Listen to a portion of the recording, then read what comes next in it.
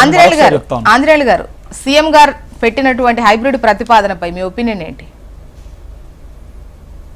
ముందుగా మీకు దిలీప్ రెడ్డి అన్న గారికి, అదేవిధంగా హెచ్ఎంటీ చూస్తున్న ప్రేక్షకులకి, ఈ దేశంలో ప్రజలందరికీ కూడా అంబేద్కర్ జయంతి శుభాకాంక్షలు తెలియజేస్తూ, ఇవాళ భారతదేశంలో నరేంద్ర మోడీ గారు ఏ ఒక్క నిర్ణయం తీసుకున్నా కూడా చారిత్రాత్మకటువంటి నిర్ణయం తీసుకోవాల్సినటువంటి పరిస్థితి ఉంటుంది.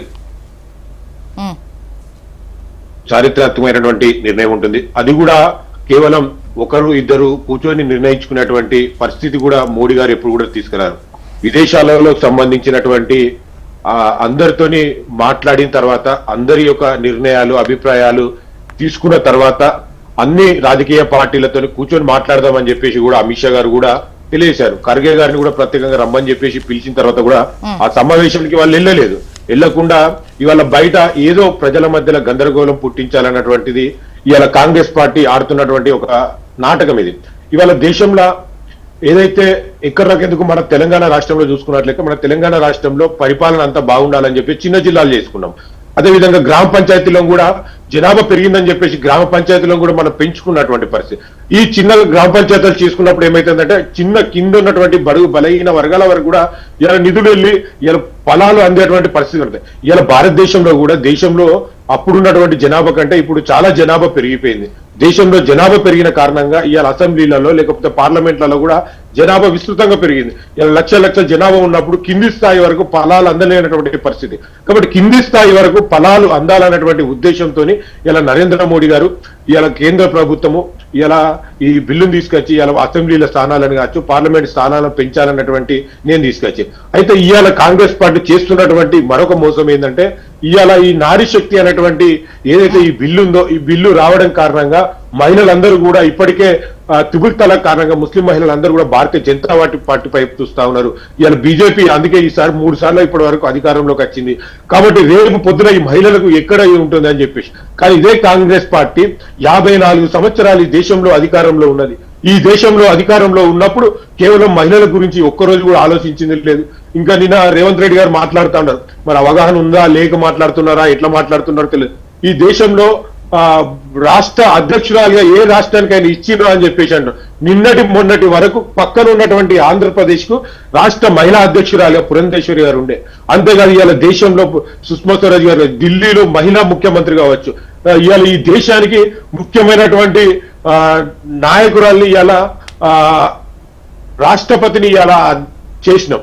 అలాంటి మహిళా రాష్ట్రపతి, గిరిజన మహిళా రాష్ట్రపతి చేస్తా అంటే కూడా ఆంజనేయులు గారు, మీరు ఎట్లయితే కాంగ్రెస్ కు సంబంధించి ఇప్పుడు రాజకీయం చేస్తున్నారు, అడ్డుకునే ప్రయత్నమో లేదంటే ఇంకా రకరకాల విమర్శలు మీ దగ్గర నుంచి కూడా వస్తున్నటువంటి క్రమంలో మీరు అన్నారు కాబట్టి మహిళా రిజర్వేషన్ కు సంబంధించి ఇదే టైమా ఇప్పుడు ప్రత్యేక సమావేశాలు ఏర్పాటు చేసి ఇప్పటికిప్పుడు ఇప్పుడు 16, 17, 18 తేదీల్లో ఏర్పాటు చేసుకొని ఆ బిల్లుకు సంబంధించి సవరణో లేదంటే ఓవరాల్ గా ముందుకు తీసుకెళ్లేటువంటి ప్రయత్నం. 2011 లెక్కల ప్రకారమే ఇవన్నీ చేస్తారు, ఈ రిజర్వేషన్ ఇస్తారు అని ఇవన్నీ లెక్కలు ఉన్నప్పుడు 2023లోనే చేస్తే అయిపోయేది. 30 నెలలు ఆగి ఇప్పుడు ఒకవైపు ఎలక్షన్స్ ఒకవైపు జరుగుతుంటే ఈ టైంలోనే ముందుకు తీసుకురావడంలో మీ ఉద్దేశం ఏంటి అనేది కాంగ్రెస్ నుంచి క్వశ్చన్. మేడం, ఏదైతే ఇప్పుడు 2023 నుంచి చాలా రకరకాల దఫలుగా చర్చలు జరిగిన తర్వాత ఇప్పుడు కొలిక్ వచ్చింది కాబట్టి ఈ సమావేశాన్ని 16, 17, 18 తారీఖులో పెట్టి ఒక నిర్ణయం తీసుకోవడం జరిగింది. ఇలా సరే అదే రోజు ఫైనల్ గా చేయాలని ఆ రోజు పార్లమెంట్ లో ఏదైతే 3/2 వంతు రావాల్సినటువంటి పరిస్థితి ఉంది. కాబట్టి ఆ రోజు చర్చించడంలో తప్పే ఉన్నది. ఇవాళ ఏదో ఒక రోజు సందర్భం వచ్చింది, ఆ సందర్భాన్ని తీసుకెళ్లాలి. ఇలా మీరు అందచందంగా చూసినట్లయితే ఇలా మనిషి ఇవాళ గుండె నొప్పితో ఎందుకు చచ్చిపోయాడు, నిన్నెందుకు చచ్చిపోలేదు, రేపు ఈ రోజు అవకాశం వచ్చింది కాబట్టి మహిళలకు ఈ రోజు ఒక అవకాశం మంచి సందర్భం. నేను అడిగింది చాలా స్ట్రైట్ క్వశ్చన్. 2011 లెక్కల ప్రకారం చేస్తున్నాం అన్నారు. ఆల్రెడీ ఇప్పుడు మీరు జనాభా లెక్కలు జనగణన చేస్తున్నారు, దాంతోపాటు కులగణన చేస్తున్నారు. సో ఆ లెక్క ఏదో తేలుతుంది. 2029లో ఎలక్షన్స్ వస్తాయి. సో ఈ లెక్కను తీసుకోకుండా మీరు 2011 తీసుకున్నప్పుడు 2023లో ఈ బిల్లు తీసుకొచ్చినప్పుడు అప్పుడే మీరు చేసి ఉంటే ఇప్పుడు చాలా మంది మహిళలకు న్యాయం జరిగేది. మీరు అనుకున్నది మంచి పనే. ఈవెన్ కాంగ్రెస్ కూడా మీకు సపోర్ట్ చేసింది. ఇవి పాస్ అవ్వడానికి వాళ్ళు కూడా ఓకే చెప్పినారు, మీకు అది కలిసి వచ్చింది కూడా.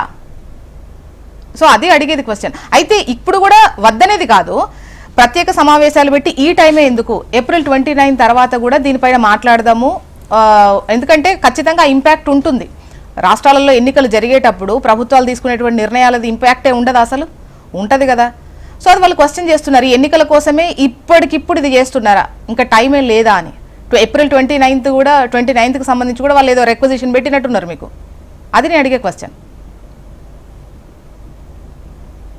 ప్రత్యేకంగా ఇప్పుడే ఎందుకు పెడుతుండ్రు, ఇప్పుడే ఎందుకు పెట్టాలనేది ఎలక్షన్స్ ఉన్నాయనే కాన్సెప్ట్ కాకుండా మహిళలకు సరే ఇప్పటి వరకు జరిగినటువంటి అన్యాయం జరిగింది, ఇప్పటికైనా న్యాయం జరుగుతుంది అనేటువంటి ఉద్దేశంతో ఇప్పుడు బిల్లు తీసుకొచ్చినాం. అంటే ఇప్పుడు బిల్లు పెట్టద్దంటారా మీరు? ఈ 16, 17, 18 తారీఖు బిల్లే పెట్టద్దంటారా? ఇప్పుడు బిల్లు పెడితే నష్టం ఏమున్నది? కాంగ్రెస్ పార్టీ గెలుస్తా అనుకున్నది గెలుస్తుంది, ఓడిపోతా అనుకుంటే ఓడిపోతుంది. ప్రజలు నిర్ణయిస్తారు అంతే తప్ప ఇవాళ అవకాశం సందర్భం వచ్చినప్పుడు, ఒక అవకాశం వచ్చింది సందర్భం వచ్చినప్పుడు ఈ బిల్లును నారివందన బిల్లును నారశక్తివందన బిల్లు ఏదైతే ఉందో దాన్ని ముందుకు సాగిస్తే అయిపోతుంది కదా. రేపు పెడుతుంది, ఎల్లుండి పెడుతుంది, ఎప్పుడు పెడుతుంది. ఈ ప్రతిపాదన పైన చెప్పండి. సీఎం గారు ఒక ప్రతిపాదించారు కదా హైబ్రిడ్ ప్రతిపాదన, సో దానిపైన మీ ఒపీనియన్ ఏంటి? ఇవాళ హైబ్రిడింగ్ అనే సిస్టమ్ తో ఇవాళ ఏదైతే సీట్లు పెంపు ఇవాళ దక్షిణాదికే న్యాయం జరుగుతుంది, ఇవాళ ఉత్తరాదికి అన్యాయం జరుగుతుంది అనేటువంటి విషయాలపైన రేవంత్ రెడ్డి గారు అవగాహన లేనటువంటి దాన్ని నేను ముందే వివరించి చెప్పాను. నేను మీకు సీట్ల పెంచుదల కారణంగా మనం ఇవాళ మన రాష్ట్రంలో ఏదైతే గ్రామ పంచాయతీలను మనం పెంచుకున్న కారణంగా ఏ విధంగా లాభం జరిగిందో, అదే సందర్భంలో ఇవాళ దేశంలో ఇలా సీట్లు పెరగడం కారణంగా తెలంగాణ రాష్ట్రంలో చూసుకున్నట్లయితే చాలా వరకు సీట్లు పెరుగుతాయి. ఇలా 119 నుంచి 170 వరకు లేకపోతే ఇంకెంత వరకు వెళ్తుంది అనేది సీట్లు పెరుగుతాయి. ఇలా కొన్ని కాన్స్టిట్యున్సీలలో లక్షలు ఉన్నారు, కొన్ని కాన్స్టిట్యున్సీలలో తక్కువ ఉన్నారు. కొన్ని కాన్స్టిట్యున్సీలో 3 లక్షలు 4 లక్షలు ఉంటాయి, కొన్ని కాన్స్టిట్యున్సీలో 2 లక్షలే ఉన్నారు, కొన్ని కాన్స్టిట్యున్సీలో 1 లక్షే ఉన్నారు. కాబట్టి ఈ ఏదైతే కాన్స్టిట్యున్సీలను విభజించుకోవడం, అన్ని సమానమైనటువంటి ప్రతిపాదనలు తీసుకోవడం కారణంగా ఇవాళ రాష్ట్రంలో అభివృద్ధి చెందినటువంటి పరిస్థితి కనబడుతుంది. ఇవాళ తెలంగాణ రాష్ట్రంలో ఏ గ్రామ పంచాయతీకైనా ఎంత జనాభా ఉంది, ఎంత వ్యక్తిగతంగా అనేటువంటి ఉద్దేశంతో ఇలా కేంద్ర ప్రభుత్వం నిధులు విడుదల చేస్తా ఉంది. అదే సందర్భంలో ఇక్కడ కాన్స్టిట్యున్సీల పరంగా పెరిగినప్పటికీ కూడా జనాభా ప్రతిపాదికంగానే ఈ రాష్ట్రానికి ఏం రావాలి అనేటువంటి చందంగా ఇచ్చినప్పుడు ఆ రాష్ట్రంలో ఉన్నటువంటి ఒక అసెంబ్లీ కాన్స్టిట్యున్సీ ఎమ్మెల్యే గారు, ఆ ప్రాంతంలో ఉన్నటువంటి ఎంపీ గారు కింది స్థాయి వరకు పోతారు. ఏదైతే దళితులకు ఇంకా ఎక్కువ సీట్లు పెరిగేటువంటి అవకాశం ఉంటుంది. ఇలా ఆ ఉద్దేశంతో ఇలా తీసుకెళ్తా ఉంటే కేవలం అవగాహన లేనటువంటి మాటలతోని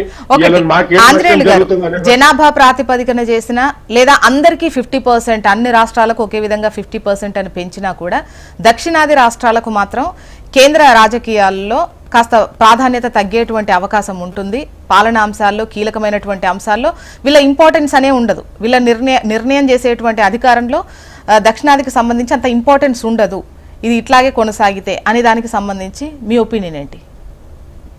ఇవాళ ఇంపార్టెన్స్ ఉండదు అనే దానికి అది కేవలం బూటగా మాట్లాడు మన లోపల మనం భయం పెంచుకునేటువంటి పరిస్థితి తెచ్చుకోవడే తప్ప ఇవాళ కొట్లాడడం అనేటువంటి విధానం లేదు ఈ కాంగ్రెస్ పార్టీ దగ్గర.